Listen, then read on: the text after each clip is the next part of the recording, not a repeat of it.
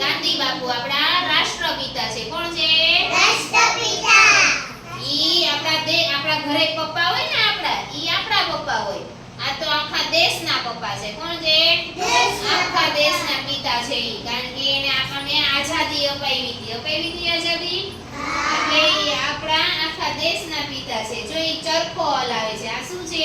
ચરખો હલાવે છે. ઈ ચરખા હલાવી જો કપડા બનાવતા એમાં.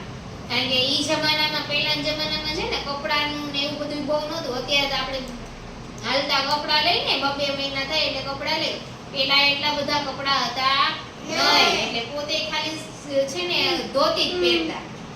બધાય કોઈને પેલા આખા કપડા પહેરતા નહીં. ખાલી છોકરીઓ બાઈ હોય ને એને બ્લાઉઝ, ચણિયો ને એવું પહેરતા.